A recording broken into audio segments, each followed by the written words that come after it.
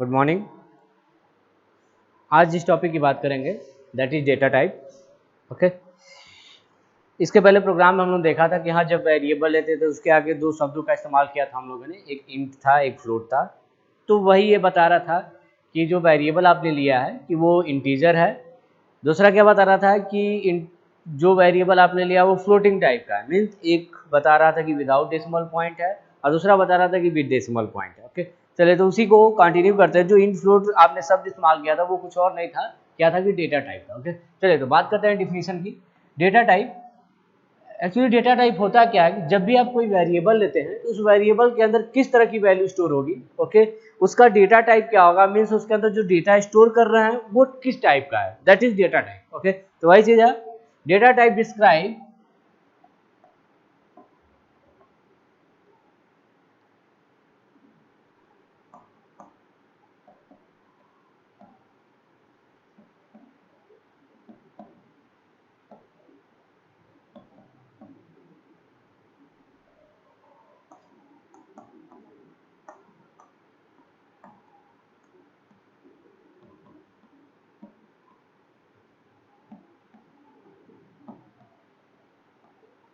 हाँ, वही डिफिनीशन लिखा मैंने।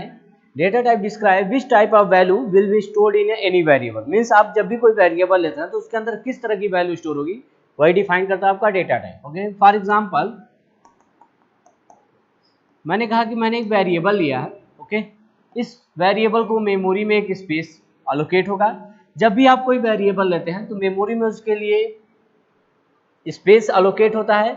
ओके, वो स्पेस ऑलरेडी जो मेरी मेमोरी होगी उसमें से कोई एक रिजर्व होता है, और हर मेमोरी स्पेस के पास दो चीजें होती हैं। पहला होता है name of the variable, okay, and एक और चीज उसके साथ करस्पॉन्डिंग होती है, सपोज दैट इज वैल्यू, ठीक है, unique value that is known as address of the that variable. Okay, अब इसके अंदर जो वैल्यू स्टोर करनी है इसी को कहा जाएगा value of the variable. Okay, अब ये जो वैल्यू इसके अंदर स्टोर कर रहे हैं वो किस तरह की वैल्यू है। ओके, कोई नंबर है, अगर नंबर भी है तो किस फॉर्मेट में है, विदाउट डेसिमल पॉइंट है कि विद डेसिमल पॉइंट है। ओके, तो ये आपको डिक्लेयर करना पड़ेगा, स्टार्टिंग में ही बताना पड़ेगा कि वो किस तरह का वेरिएबल है। सपोज आपने लिखा इंट। ओके, जब आपने इंट लिखा तब कंपाइलर समझ जाएगा कि जो मेमोरी स्पेस आपने अलोकेट किया है उसके अंदर हमें इंटीजर वैल्यू स्टोर करनी है। इंटीजर का मतलब इंटीजर, और इंटीजर का मतलब without decimal point values, without decimal point values. जैसे फॉर एग्जांपल 500 -200, ये सारे मेरे इंटीजर वैल्यू। ओके, अभी ये निगेटिव भी हो सकते हैं, पॉजिटिव भी हो सकते हैं। ओके, क्योंकि हमने साइन इंट लिया है। जब आप इंट लिखते हैं तो इसका मतलब that is your sign int, जिसके अंदर इंट पॉजिटिव भी जा सकता है, नेगेटिव नंबर भी जा सकता है। अभी यहाँ समझते हैं क्या कर रहा है। मैंने लिखा इंट ए। इस लाइन को कहा क्या जाता है प्रोग्रामिंग में, declaration of the variable. Declaration of variable means आप एक वेरिएबल डिक्लेयर कर रहे हैं और उसका डेटा टाइप बता रहे हैं कि वो जो वैल्यू स्टोर करेगा इंटीजर टाइप का स्टोर करेगा, और यही इंट आपका क्या कहलाएगा, data type. Data type. Okay, तो सिंपल डेटा टाइप क्या बता रहा है कि जो आपने वेरिएबल लिया है उसके अंदर किस तरह की वैल्यू स्टोर होगी, वही आपका डिस्क्राइब कर रहा है डेटा टाइप। ओके, जैसे अगर आपने इंटीजर लिया है। दूसरा एग्जांपल एक और, अगर मैंने वेरिएबल लिया फ्लोट बी, तो अभी ये क्या बता रहा है, जो मेमोरी में इस वेरिएबल के लिए स्पेस अलोकेट होगा और इसके अंदर जो वैल्यू स्टोर करेंगे हम, अब वो किस तरह की वैल्यू होगी, floating values. Floating value means with decimal points, with decimal points. Okay, जैसे 2.5 -3.7, ये सारे के सारे मेरे डेसिमल वैल्यूज हैं। तो सिंपल डेटा टाइप का डिस्क्राइब कर रहा है आपका, ओके, कि जो वैल्यू आप स्टोर करने जा रहे हैं वेरिएबल के अंदर वो किस तरह का है। ओके, अब बात कर रहे हैं इस डेटा टाइप को कितने टाइप्स में डिवाइड किया गया, तो मेनली 3 तरह के डेटा टाइप बनाए गए।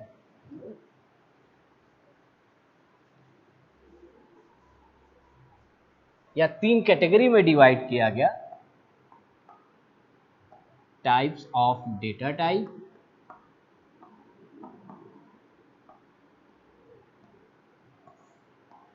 पहला कहलाया फंडामेंटल या प्राइमरी डेटा टाइप, फंडामेंटल और primary data type. Second derived data type,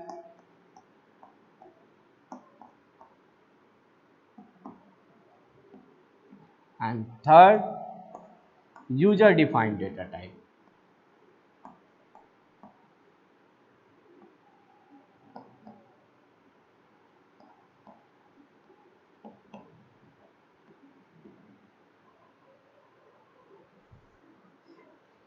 okay तो चलिए डेटा टाइप को मेनली 3 कैटेगरी में डिवाइड किया गया। First one is your primary data type, second one is your derived data type, and third one is your user defined data type. अब primary data type ये basically main data type है जो हम use करते हैं। अब इनको कितने पार्ट में डिवाइड किया गया, कहा गया कि जो प्राइमरी डेटा टाइप हो सकते हैं वो क्या क्या हो सकते हैं आपके, कैर, ओके, फिर आपका हो सकता है इंटीजर, फिर हो सकता है आपका फ्लोट, और अगर आपको फ्लोट लगता है कि डेसिमल की छोटी वैल्यू स्टोर कर रहा है तो आप उसकी जगह डबल का भी इस्तेमाल कर सकते हैं। और एक और डेटा टाइप हो सकता है वाइड। ओके, वाइड भी आपका क्या है, एक डेटा टाइप है जो कहता है कि अगर सपोज आपने वेरिएबल लिया है और उसका आपको डेटा टाइप अभी डिस्क्राइब नहीं करना है, आप बाद में चाहते हो उसको डिस्क्राइब करना, तो उसे आप वाइड टाइप का वेरिएबल बना लीजिए, जिसके पास करेंट में तो कोई डेटा टाइप नहीं है, लेकिन आप फ्यूचर में इसे किसी भी डेटा टाइप में कन्वर्ट कर सकते हैं। ओके, मेनली हम वाइड का इस्तेमाल फंक्शन के लिए करते हैं, और वहां फंक्शन में ये बताता है कि जब भी कोई फंक्शन कॉल किया जाता है तो फंक्शन के पास आपका कंट्रोल जाता है, वहां काम करता है, और काम करने के बाद वो फंक्शन वापस लौटता है और कॉलिंग फंक्शन के पास वापस लौटता है, जहां से इसे कॉल गई है वहां लौटता है। ओके, अब वाइड अगर लगा है तो इसका मतलब जब रिटर्न हो रहा है तो कोई वैल्यू आपकी वहां से रिटर्न नहीं हो रही है। तो ये बात की बात है जो हम फर्दर क्लास में जब फंक्शन पढ़ेंगे तो डिस्कस करेंगे कि हाँ वाइड क्या होता है। जैसे अगर मैंने कहा कि wide pointer, okay, wide pointer means एक ऐसा पॉइंटर वेरिएबल जिसका हम डेटा टाइप अभी डिस्क्राइब नहीं कर रहे हैं। ओके, इस पॉइंटर को हम किसी भी डेटा टाइप में कन्वर्ट कर सकते हैं। अगर मुझे लगा कि हाँ इंटीजर में कन्वर्ट करना है तो मैं लिख दूंगा इंट स्टार ए। ओके, अब ये पॉइंटर वेरिएबल ए इंटीजर का स्टोर करेगा। अगर आप चाहते हैं इसे फ्लोट में कन्वर्ट करना तो फ्लोट स्टार ए। तो जिसमें आप चाहें उसमें कन्वर्ट कर सकते हैं। टाइप कास्टिंग जो आगे बताया जाएगा कि हाँ होता क्या है। तो वाइड भी आपकी बेसिकली मुझे बताना था कि that is your primary data type. Okay, अब बात कर रहे हैं जो मेन डेटा टाइप है, that is your char, int, float and double. Okay, यही 4 आप बेसिकली इस्तेमाल करते हैं डेटा टाइप। ओके, अब दूसरी की बात करते हैं, that is your derived data type. होता क्या है डेराइव्ड डेटा टाइप, जो प्राइमरी से ही डेराइव्ड हुआ है। ओके, इसका मतलब सपोज क्यों डेराइव्ड होंगे, इंट ए। जब आप वेरिएबल ए लेते हैं तो इस वेरिएबल के अंदर होता क्या है कि ये मेमोरी स्पेस है और केवल सिंगल वैल्यू आप स्टोर कर सकते हैं। ओके, इस वेरिएबल की खासियत क्या है कि ये एक समय पे केवल एक ही वेरिएबल की वैल्यू स्टोर करेगा। सपोज मैंने कहा 5, ओके, 5 चला गया। अगर मैं कह रहा हूँ ए में 6 रखिए तो ये 5 को रिप्लेस करेगा और नई वैल्यू स्टोर करेगा। अगर मैं चाह रहा हूँ कि कुछ ऐसा वेरिएबल हो जो इंटीजर तो हो लेकिन उसकी साइज ज्यादा हो, मतलब वो कई सारी वैल्यूज स्टोर कर सके, उसका मतलब इंटीजर लीजिएगा। इंटीजर लेने के बाद बस उसका साइज इंक्रीज कर दीजिएगा और उसी कॉन्सेप्ट को कहा गया array. Okay, array, structure, union, ये पॉइंटर एटसेट्रा, ये सारे कॉन्सेप्ट आए आपके डेराइव्ड डेटा टाइप में। और लास्ट वन इज जो user defined data type. User defined data type means वो सारे डेटा टाइप जो यूजर डिफाइन करते हैं अपने यूज के अकॉर्डिंग। ओके, जैसा उनको यूज लगेगा उसके अकॉर्डिंग वो डिफाइन कर सकते हैं। और इसमें मेनली 2 तरह के डेटा टाइप आते हैं। एक होता है एनम्बरेशन, जिसे शॉर्टकट में हम जब इस्तेमाल करते हैं तो एनम लिखा जाता है, और दूसरा होता है टाइप डेफ। अगर आप डेटा टाइप का नया टाइप डिफाइन करना चाहते हैं, नया नाम देना चाहते हैं, तो आप टाइप डेफ इस्तेमाल करें। तो बेसिकली हमें इन्हीं के बारे में डिटेल में पढ़ना है। ओके, अभी हम जो बात करने जा रहे हैं that is your primary data type, और ये सारे टॉपिक आपके सिलेबस में आगे कवर किए जाएंगे, तब हम वो देखेंगे। तो बेसिकली हम बात करने जा रहे हैं अब प्राइमरी डेटा टाइप। ओके, चलिए प्राइमरी डेटा टाइप। अब डेटा टाइप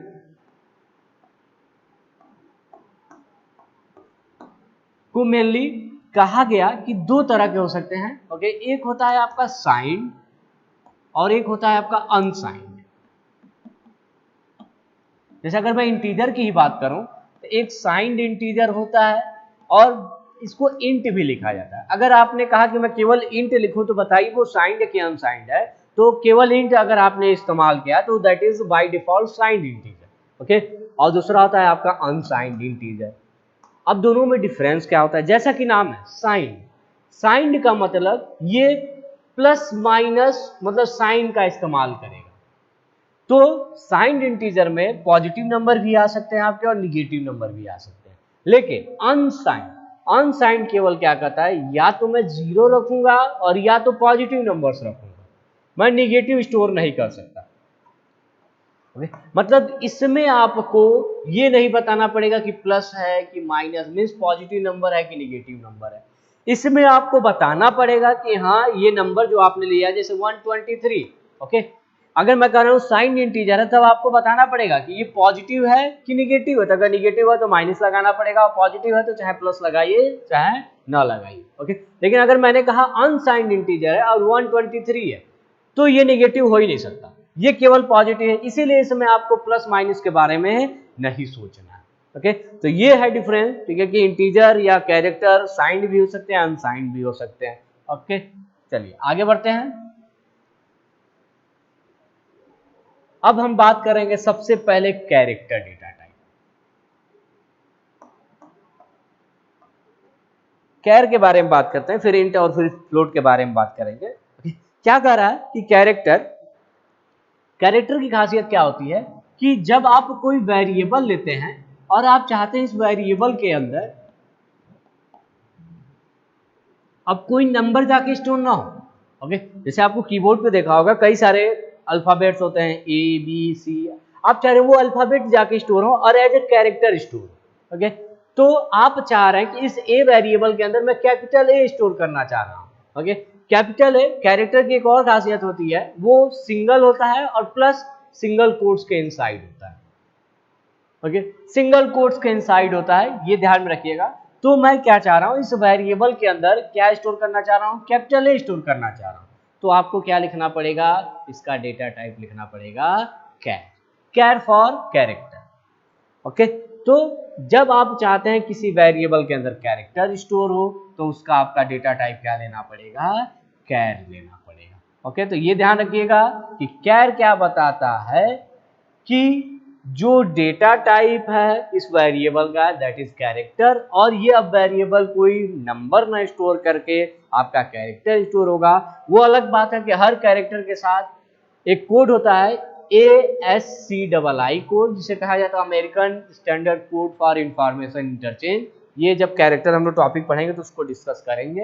ओके, अभी आप सिर्फ इतना समझिए कि यहाँ पे एक वेरिएबल लिया गया है और ये कैर क्या बता रहा है कि इसके अंदर अब कोई नंबर ना स्टोर होकर कैरेक्टर स्टोर होगा। ओके, चलिए अब बात कर रहे हैं कि अगर आपने प्रोग्रामिंग किया था तो याद करिए इंट ए, तो मैंने कहा था जब भी आप इसे स्कैन करेंगे या प्रिंट कराएंगे तो मैंने कहा था कि एक कंट्रोल स्ट्रिंग या फॉर्मेट स्पेसिफायर लगाएंगे, या तो %d बताया था या तो %i।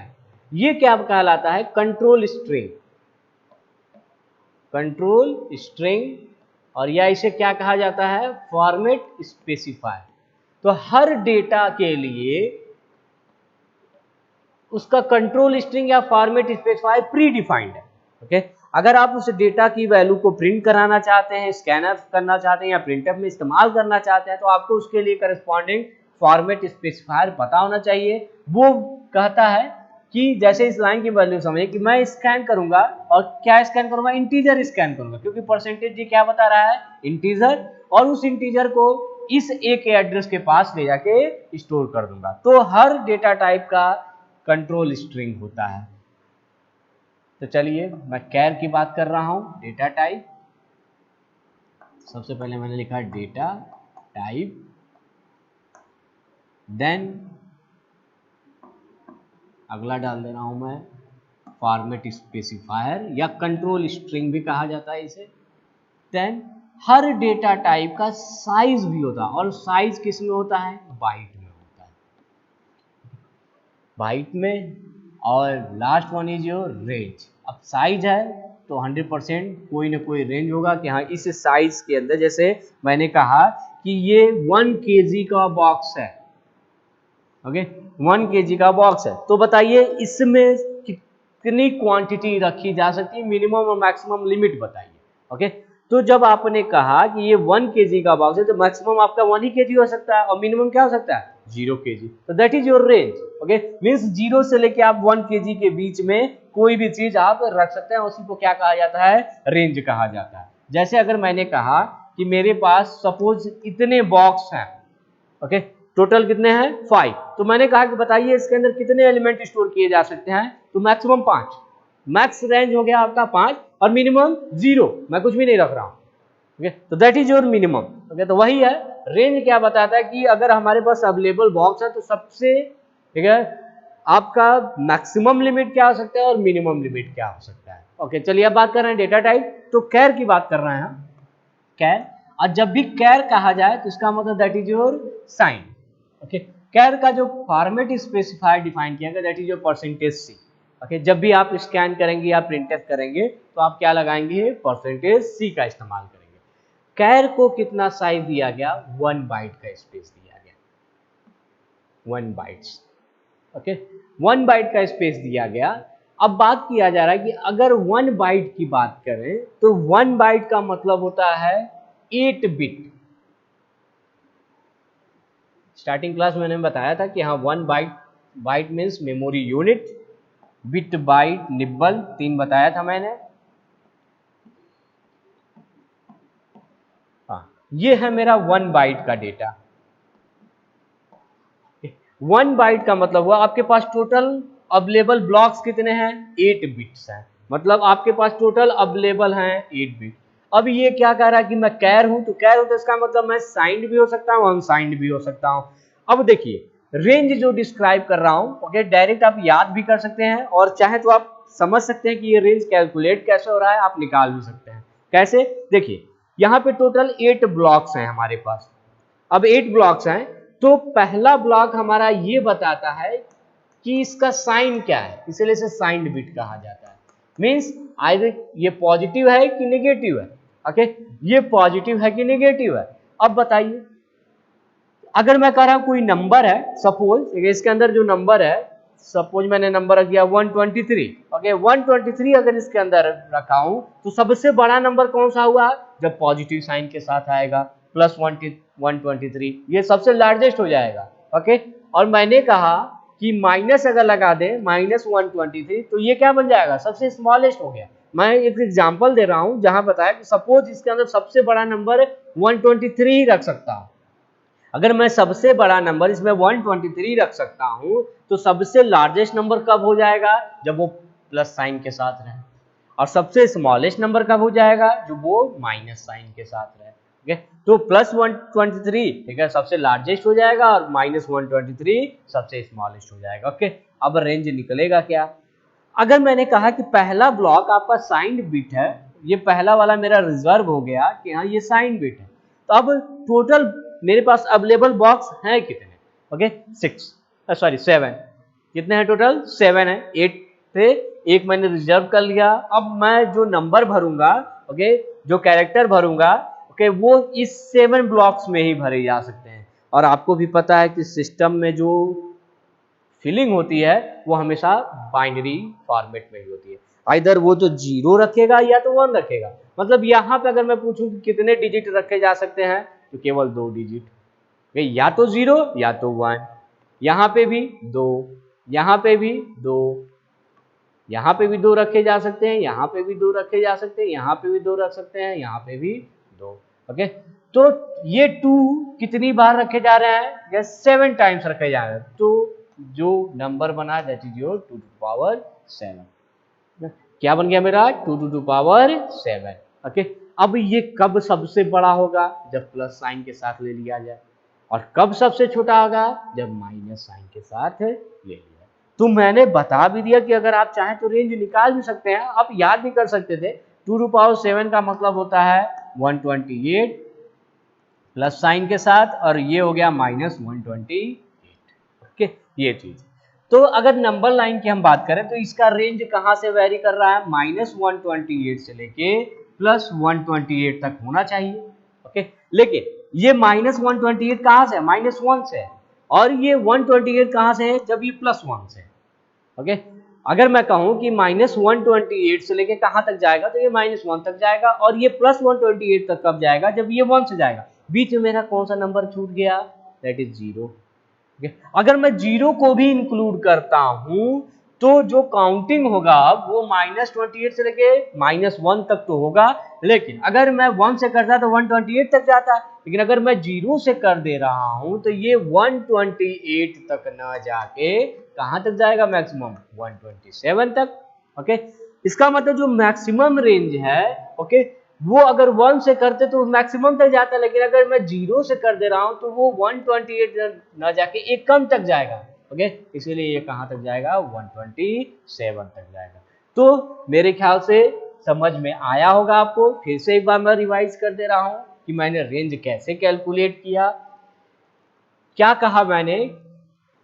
जैसे मैं दूसरा एग्जांपल ले रहा हूं, सपोज मेरे पास टोटल 12 ब्लॉक्स हैं। टोटल कितने ब्लॉक्स हैं, 12 ब्लॉक्स हैं, और मैंने कहा कि पहला वाला प्लस माइनस के लिए, पहला वाला बता रहा है कि नंबर पॉजिटिव है कि निगेटिव है। तो अब बचे कितना मेरे पास बॉक्स, 11 बॉक्स। ओके, अब हर जगह या 2 ही डिजिट भरे जा सकते हैं, यहाँ पे भी 2 भरे जा सकते हैं, तो सबसे बड़ा नंबर 2 टू पावर 11। लेकिन ये सबसे बड़ा कब होगा, जब प्लस साइन के साथ होगा, और जब माइनस साइन के साथ लेना तो सबसे छोटा हो जाएगा। तो minus 2 to power 11 to 2 to power 11 यही बनना चाहिए। लेकिन ये कहाँ तक जाएगा, माइनस 1 तक, और ये 2 टू पावर 11 तक तब जाता जब ये 1 से शुरू होता, लेकिन मैं कहाँ शुरू करता, 0 से। ओके, कहाँ शुरू करूंगा, 0 से, तो ये कहाँ तक जाएगा, -1, मतलब जितना जाना चाहिए उससे कम जाएगा। तो सेम वैसे ही है, आप कभी भी रेंज कैलकुलेट कर सकते हैं। तो चलिए बात कर रहे हैं कैरेक्टर की, तो रेंज क्या हो गया, -2 टू पावर 7 से लेके 2 टू पावर 7 -1। ओके, अब इसी रेंज के अकॉर्डिंग मैं बाकी को भी बता दे रहा हूं। ओके, इंट की बात करें, इंट जो कहता है कि %d या %i, इन दोनों में से किसी फॉर्मेट स्पेसिफायर का मैं इस्तेमाल कर सकता हूं, और मुझे जो स्पेस मिलता है that is your 2 bytes. Okay, 2 bytes. अगर 2 बाइट्स की बात करें तो 2 बाइट्स का मतलब कितना हुआ, टोटल 16 बिट्स, 16 बिट्स। लेकिन अवेलेबल कितने हैं मेरे पास, 15 बिट्स।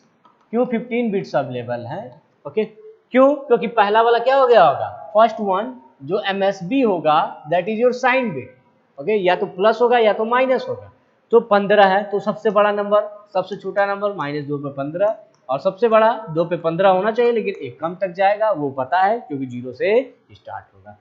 ओके, अब मैं बात कर रहा हूं कि अगर सपोज आपने कोई कैलकुलेशन किया, मैंने कहा कि 20,000 प्लस 20,000, ओके, 40,000।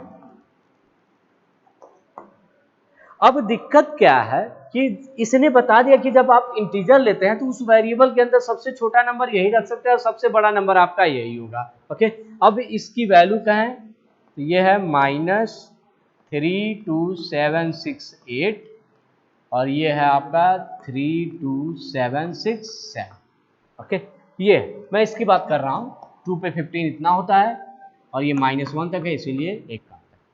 अगर मैंने कहा कि अगर मैं कैलकुलेशन कर रहा हूं, सपोज मैंने कहा A बराबर 20,000 एंड B बराबर सपोज 10,000, अब मैंने कहा बताइए C की वैल्यू कितनी आएगी जब दोनों को ऐड करेंगे, कितना आएगा, 30,000।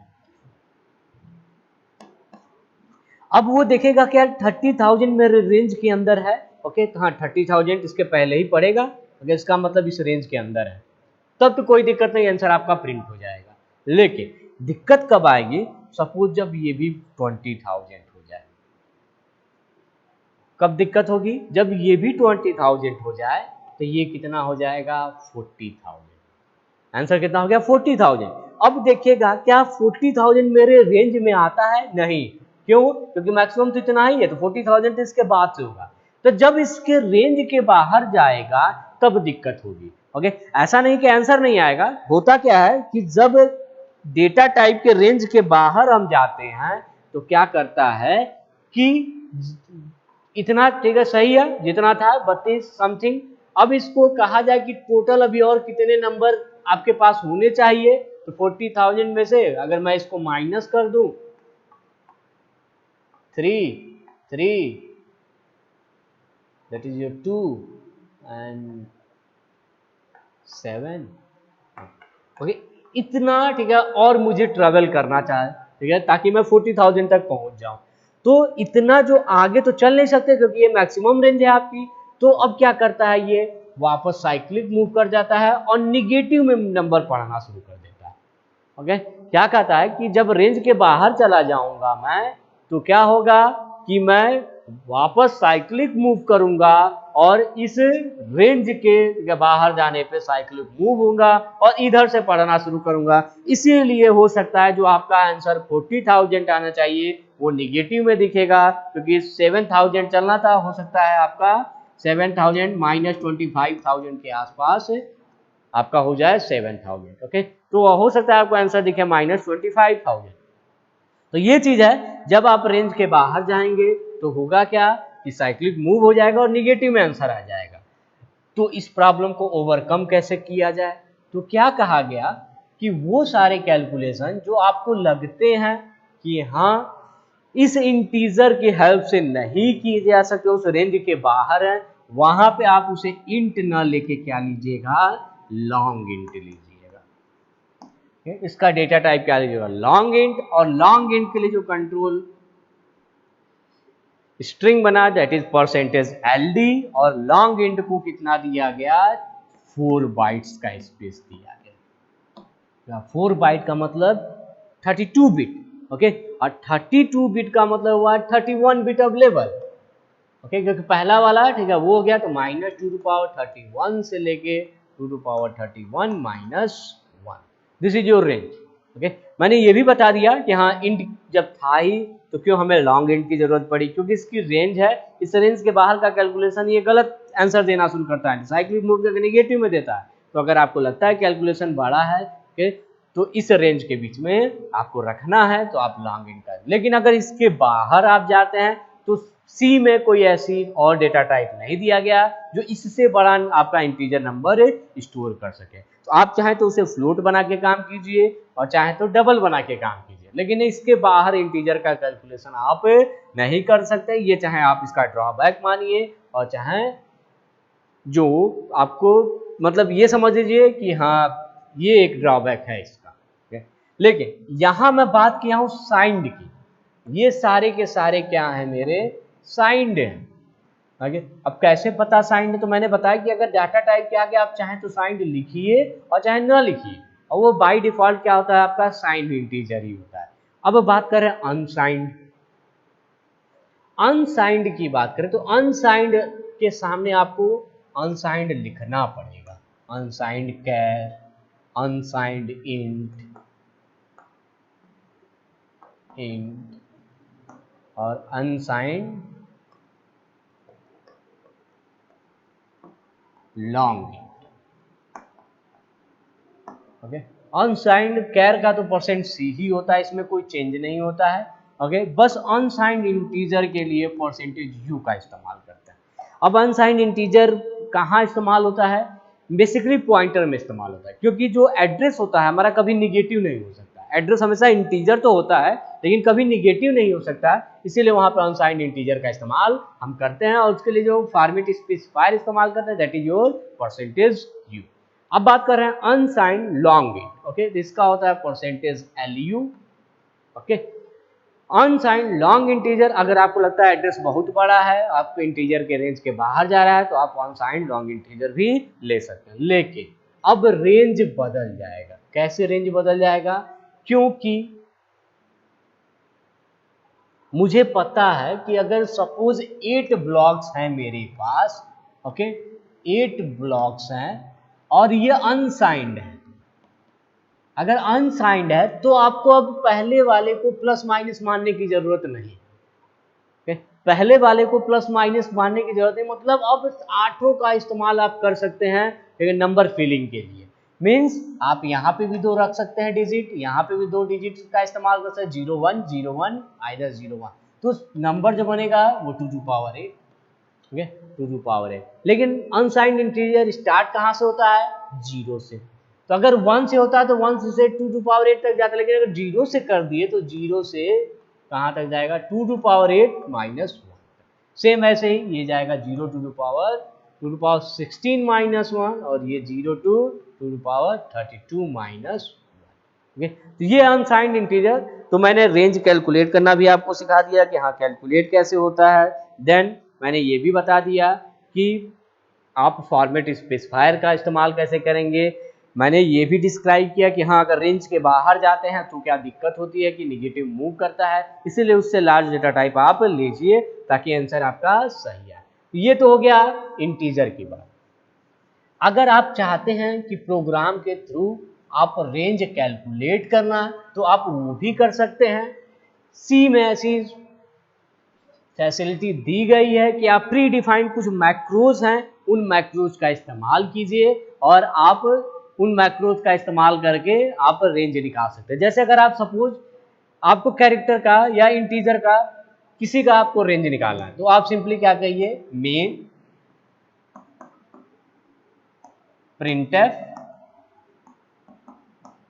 परसेंटेज डी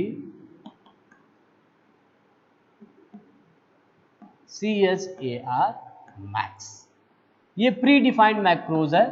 ओके, और ये पहले से डिफाइन है और कहाँ डिफाइन है, किस हेडर फाइल में, हैश इंक्लूड limits.h, एक हेडर फाइल है limits.h, इसी के अंदर आप ये मैक्रोज देख सकते हैं। आप इंडेक्स में जाइएगा टर्बो सी में, वहां पे इसको इंडेक्स में इसे सर्च कीजिए, इसके बारे में होगा, बता देगा कि इसके लिए कौन सा एसोसिएटेड हेडर फाइल है, that is your limits.h। Okay, ये क्या कर रहा है, मैं कैरेक्टर का मैक्सिमम लिमिट बताऊंगा। तो जैसे मैक्स लिमिट आप निकाल सकते हैं, सेम वैसे ही आप मिनिमम लिमिट भी निकाल सकते हैं। प्रिंटफ परसेंटेज डी कैर, ये ध्यान रखिएगा ये मैक्रोज कैपिटल में डिफाइंड है, आपको कैपिटल में ही लिखना है। अब इंटीजर का अगर आपको जानना है तो printf percentage D int max और प्रिंटफ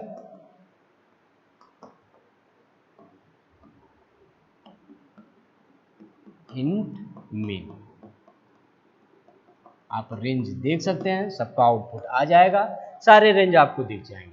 ओके, अगर ऐसे प्रिंट कराएंगे तो एक ही लाइन में सबको दिखेगा, आप चाहें तो /n का इस्तेमाल कीजिएगा, ओके, ताकि सारे रेंज आपको सेपरेट दिखे। ओके, तो ये है, अगर आप चाहें रेंज को प्रिंट कराना तो आप प्रिंट भी करा सकते हैं। प्री डिफाइंड मैक्रोज हैं, ओके, आप इसका इस्तेमाल कर सकते हैं जो रेंज प्रिंट करते हैं, याद रखिएगा। लेकिन इस मैक्रोज का इस्तेमाल कीजिएगा तो ये हेडर फाइल जरूर इंक्लूड करिएगा, हैश इंक्लूड limits.h। ओके, ये हो गया इंटीजर की बात और कैरेक्टर। अब बात करते हैं फ्लोट की।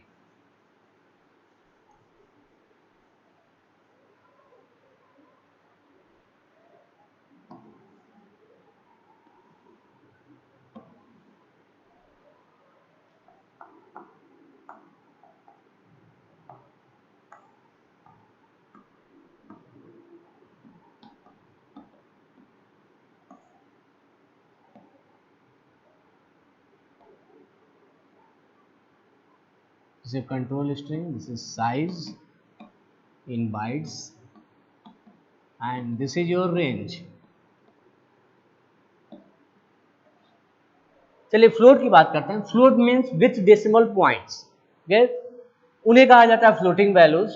तो चलिए फ्लोट को 3 कैटेगरी में डिवाइड किया गया, float, double and long double. तीनों बेसिकली फ्लोट ही है। और आपको भी पता है जब इंट था तो लॉन्ग इंट क्यों आया, क्योंकि जाहिर सी बात है साइज हमारी कम पड़ी होगी कि उससे बड़ा कैलकुलेशन हुआ हो। सेम वैसे ही कॉन्सेप्ट यहाँ पे भी है। फ्लोट को असल बात 4 बाइट का स्पेस दिया जाता है। अगर आपको लगता है 4 byte is not sufficient for calculation, then you have to take the data type double. Okay, and double को आपको डिस्क्राइब किया गया कि हाँ भैया ये कितना ले सकता है, 8 बाइट्स ले सकता है। एंड लॉन्ग डबल क्या कहा गया, ये टोटल 10 बाइट का स्पेस अलोकेट हो सकता है लॉन्ग डबल को। ओके, कंट्रोल स्ट्रिंग की बात कर लेते हैं। Percentage F, percentage small L, capital small F और capital L small, that is your long double. Okay, तो परसेंटेज एफ लगाएंगे जब फ्लोटिंग वैल्यूज होगा, जब डबल वैल्यू होगा तो percentage small L small F लगाएंगे, और जब लॉन्ग डबल लिया जाएगा तो आप percentage capital L small F लगाएंगे। ओके, अब आपको देख रहा होगा साइज के हिसाब से कि इसको 4 बाइट मिलता है, इसे 8 बाइट, और ये आपका लॉन्ग डबल, और ये बहुत बड़ा स्पेस है हमारा। इसकी रेंज की बात करें तो इसमें जो रेंज होता है -3.4 ई टू द पावर, ये एक्सपोनेंशियल फॉर्मेट में है। Okay, e to the power 38 plus 3.4 e to the power 30, ये रेंज कैलकुलेट होता है, लेकिन मैं सिर्फ आपको यहाँ पर रेंज बता रहा हूँ। ओके, यहाँ पे क्या है, लॉन्ग डबल, डबल के लिए होता है -1.7 ई टू द पावर 308 टू 1.7 ई 308। और लॉन्ग डबल का जो रेंज है वो बहुत बड़ा है, जैसे -3.4 ई टू पावर 4932 टू 1.7 ई, कभी कभी 1.1 भी दिया होता है, कहीं 3.4 भी दिया है, कहीं 1.7। ओके, तो मैं 3.4 ही लिख रहा हूँ, 3.4 ई 4932। तो ये है फ्लोटिंग का रेंज। ओके, अगर आपको लगता है कि हाँ कैलकुलेशन इस रेंज के बाहर है तो आप डबल लीजिएगा, आपको लगता है इस रेंज के भी बाहर है तो आप लॉन्ग डबल लीजिएगा। ओके, तो ये है आपका फ्लोटिंग डेटा टाइप, इंटीजर हो गया, कैरेक्टर हो गया और फ्लोट भी हो गया। तो ये है आप चाहे तो एक प्रोग्राम के थ्रू भी फ्लोट और डबल और लॉन्ग डबल का रेंज कैलकुलेट कर सकते हैं। जैसे अभी मैंने इंटीजर का बताया, वैसे ही आप चाहें तो प्रोग्राम के थ्रू भी फ्लोट का निकाल सकते हैं, जैसे प्रिंटफ। हाँ, एक बात और, फ्लोटिंग वैल्यूज जो होती है तो वो 2 तरह से रिप्रेजेंट होती है। एक एक्सपोनेंशियल फॉर्मेट में भी होता है,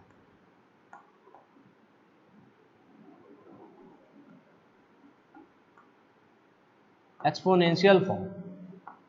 जैसे अगर मैंने कहा 123.12, तो ये एक्सपोनेंशियल फॉर्मेट नहीं है, ये सिंपल हमारा डेसिमल के साथ वैल्यू लिखी गई। इसको आप एक्सपोनेंशियल फॉर्मेट में भी लिख सकते हैं, 1.2312 ई टू द पावर +2। ओके, तो ये है क्या हमारा साइंटिफिक नोटेशन, जिसे कहा जा सकता है कि एक्सपोनेंशियल फॉर्मेट में मैंने इसे कन्वर्ट किया। तो रेंज मेरा क्या है, एक्सपोनेंशियल फॉर्मेट में।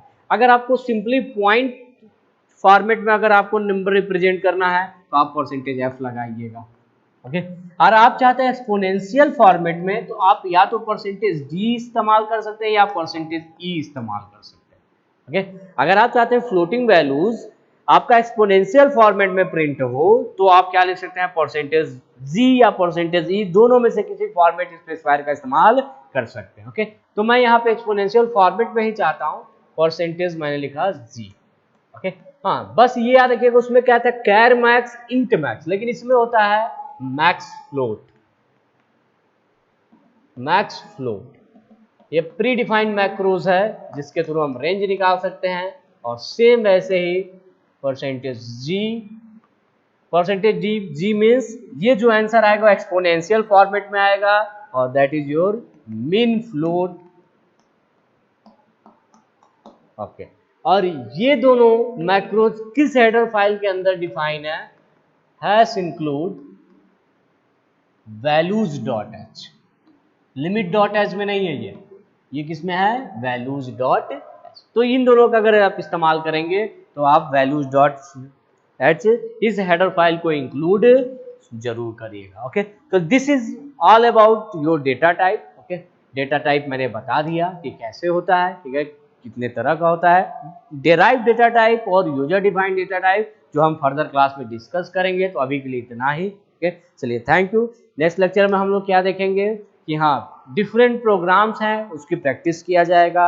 ओके, प्रोग्राम को अच्छा कैसे बनाया जा सकता है, जैसे इसके पहले भी हम लोगों ने प्रोग्राम पढ़ा है, ओके, प्रैक्टिस किया, लेकिन उसे वेल डॉक्यूमेंटेड यूजर फ्रेंडली कैसे बनाया जा सकता है, ये हम डिस्कस करेंगे नेक्स्ट लेक्चर में। ओके, और बहुत सारे प्रोग्रामिंग की प्रैक्टिस किया जाएगा। If else, for loop, then array, structure, file handling, सारे कॉन्सेप्ट देखा जाएगा। चलिए, तो थैंक यू।